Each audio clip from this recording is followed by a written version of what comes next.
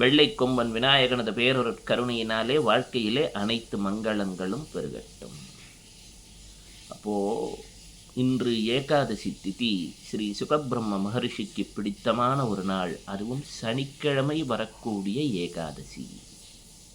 திதியை அறிந்தால் விதியை வெல்லலாம். விதியை வெல்லணும் அப்படின்னா ஒருத்தனுக்கு இன்றைய திதி என்னன்னு தெரியணும். இன்னைக்கு ஏகாதசி. ஏகாதசி என்றால் 11ஐ குறிக்கக்கூடியது. 11 என்றால் 11 ருத்திரர்களை குறிக்கக்கூடியது. அப்படியே ஒரு நீர்வீழ்ச்சி கொட்டிட்டு இருக்கு வேகமாக. கீழே அந்த ஒரு இதை வச்சுருப்பாங்க, கருவி, சுழற்சி கருவி. அதை சுதர்சனம் என்று கற்பனை செய்து கொள்ளுங்கள். அங்கே அந்த நீர் பட்டு சிதறியதும் அது சுடர துவங்கியதும் அதில் ஒரு ஆற்றல் வெளிப்படும். அந்த ஆற்றலை எலக்ட்ரிசிட்டி என்கிறோம். அதை 11ஆல் வகுத்து கணக்கிடுகிறோம். அதை ருத்ரர்கள் என்று சொல்கிறோம். இப்போ ஏகாதசி என்பதின் 11 என்பது வாழ்க்கையிலே வெவ்வேறு நிலைகளிலே நமக்கு பெரும் நிலைகளை சுட்டி காட்டுவது. அதுவும் ஏகாதசினா என்னப்பா? நந்த திதி. நந்த திதி என்று சொல்லிவிட்டாலே அங்கே ஆனந்தத்தை தரக்கூடியது, அக்னி தத்துவமாக விளங்கக்கூடியது. ஏகாதசி திதிக்குரியவன் பேர் ஹே ரம்ப கணபதி. அதாவது அம்பாவுக்கு ரொம்ப பிடிக்குமா. அம்பா பராசக்திக்கு பிடிச்சதுனால ஹே அம்பா என்பது ஹே ரம்பாவாக மாறியதான். 5 முகங்கள் உடையவன் ஹேரம்பன். 10 கரங்கள், 5 முகங்கள், தங்க நிறமானவன், சிம்ம வாகனத்திலே பயணம் செய்பவன். நம் வாழ்க்கையிலே இருக்கக்கூடிய அனைத்து துன்பங்களையும் களையக்கூடியவன். இன்றைய தேவதையின் பேர் நீல பதாகா என்று பெயர். வானம் பிரபஞ்சம் அனைத்தும் நீளமாக இருக்கிறது. உலகத்திலேயே ரேரான ஒரு கலர் ப்ரொடியூஸ் பண்ணுறதுக்கு அப்படின்னு சொன்னால் விஞ்ஞானம் சொல்லக்கூடியது நீலத்தை தான் சொல்லுது. அதனால தான் காராய வண்ண மணிவண்ண கண்ண கனசங்கு சக்கரதர நீள் அப்படின்னா. சீராய தூய மலர்வாய நேய ஸ்ரீராம ராம எனவே தாராய வாழ்வு தருணஞ்சு சூழ்க தாமோதராய நமவோம் நாராயணாய நமவாமனாய நமகேசவாய நமவே. நீல வண்ணப் பெருமாள் அப்படின்னா நீல பதாக்கா, எங்கும் நீளமாக இருக்கிறது. அப்போது பெருமாள் நீளமாகவும் இருக்கான், நீளமாகவும் இருக்கான். அப்போது வாமனன் திருவிக்கிரமாக வளர்ந்தான். அதுதான் குருவோடைய தசையை சொல்லக்கூடியது. 3 ஸ்டேஜஸில் டெவலப்மெண்ட் வரும். அப்போ இந்த நீல பதாக்கா என்ன செய்கிறாளாம்? நம் உள்ளே நாம் நம்மை வெற்றி கொண்டு நம்மை நாம் ஒரு கண்ட்ரோலில் வச்சுக்க உதவுறவளாம். அப்போ அவளுக்கு தான் அதிக கரம் தேவைப்படுது. வெளியில் இருக்கிறத வெல்வது ஈஸி, நம்மை நாம் வெல்வது சிரமம். எனவே அவளுக்கு அதிக கரம் தேவைப்படுகிறது. அப்போது அந்த ஐங்கரனை பெற்றத்தான் இங்கே நீல பதாக்கா அப்படின்னு கூப்பிடுறாங்க. இந்த நீல பதாக்கா என்ன செய்கிறாலும் 12 கரங்களுடன் 6 திருமுகங்களுடன் நம்மை நாம் ஒரு நிலையிலே வெற்றி கொள்வதற்கு உதவக்கூடிய பராசக்தி இவள் நீல பதாக்கா. இந்த ஏகாதசி திதி சனிக்கிழமையிலே வருவது மேலும் சிறப்பு. சனிக்கிழமை என்றால் மேற்கு திக்கை குறிக்கும். சனிக்கிழமை ஆளக்கூடிய ராசிகள் என்பது மகரம் மற்றும் கும்பம். சனிக்கிழமை என்று சொல்லக்கூடியது பூசம், அனுஷம் மற்றும் நமக்கு உத்திரட்டாதிக்கான ஆளுமையாக சனிக்கிழமை விளங்குகின்றது. இன்றைய திதிக்குரியது செவ்வாய். இன்று மிருகசீச நட்சத்திரம், மானை குறிக்கக்கூடியது. மிருகசீச நட்சத்திரத்தை ஆளக்கூடியது சோமன் என்ற ஒரு தேவதை. சௌமியமாப்பா அப்படின்னு சொல்கிறோம் இல்லையா, சோமா. மனிதனுக்கு மரணமில்லா பெருவாழ்வை தருவது சோமா என்று சொல்லப்படுகிறது. அப்போ இந்த சோமா என்ற வார்த்தை என்ன? சௌ உமா என்ற 2 வார்த்தை சேர்ந்தால் அது சோமா என்று வரும். அப்போது உமா என்று சொன்னால் 51 எழுத்து 5 எழுத்தாயின அப்படின்வாங்க. இந்த 51 எழுத்து ஒவ்வொரு நட்சத்திரத்திற்கும் ஒரு எழுத்து உண்டு. பிற்பாடு பார்ப்போம்.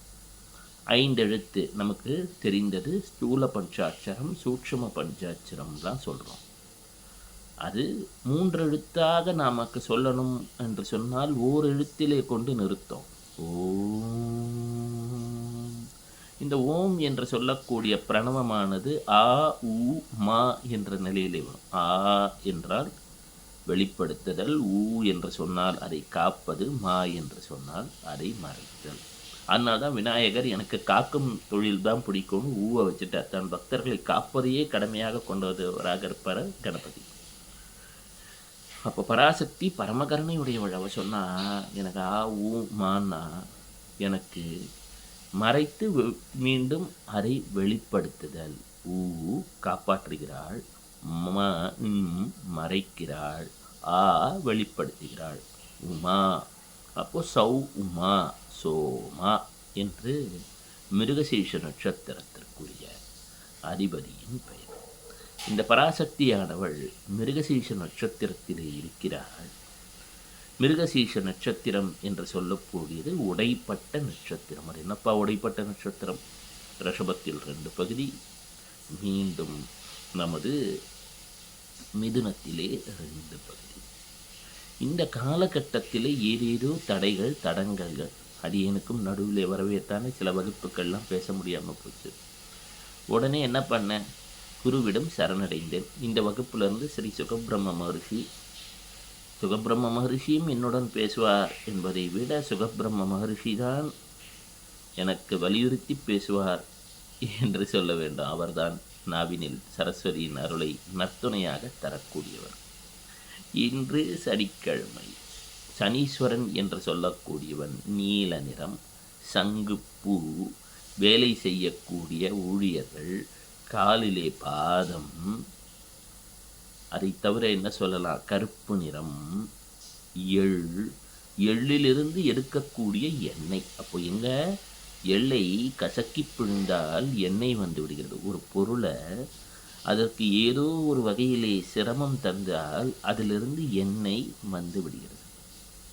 அப்போது நம்மையும் இறைவன் சற்று கசக்கி பிழியும் போது எண்ணெய் என்று சொல்லக்கூடிய நான் என்ற எண்ணம் தனித்து வந்து விடுகிறது. அதை செய்யக்கூடியவர் சனீஸ்வரர், கர்மத்திற்கு காரகன். இந்த சனீஸ்வரன் என்று சொல்லக்கூடியவர் மந்தன் என்றும் அழைக்கப்படுகிறார். அப்போ it's a slow process. Saneeswarar ஒரே நாளில் எண்ணெயை புழிஞ்சு எடுத்துட்டார்னா தாங்கிற அளவுக்கு நமக்கு பலம் கிடையாது. அப்போ அந்த பராசக்தியானவள் என்ன செய்கிறார்? சனீஸ்வரா, மந்தா, சாயானந்தனா, கருணையோடு இவர்களுக்கு ஏதோ ஒரு வகையிலே வரக்கூடிய துன்ப நிலைகளை இஎம்ஐ என்று சொல்லக்கூடிய வகையிலே ஈக்குவேட்டட் மந்த்லி இன்ஸ்டால்மெண்ட் என்பதை போல எக்ஸ்ட்ரா மென்டல் இல்னஸாக இருப்பதை சற்று குறைவாகத்தா என்கிறார். சனீஸ்வரருக்கு 2 கரங்கள், ஒன்று ராகு, மற்றொன்று கேது. இந்த ராகு என்று சொல்லக்கூடியது அதிக ஆசை, கடன், வட்டி இதெல்லாம் சொல்கிறான்.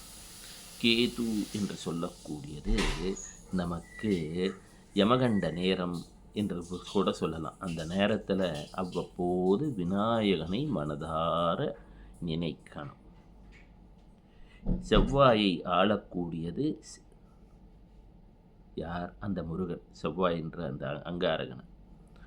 இப்போது மிருகசீஷ நட்சத்திரம் செவ்வாயோட நட்சத்திரம்.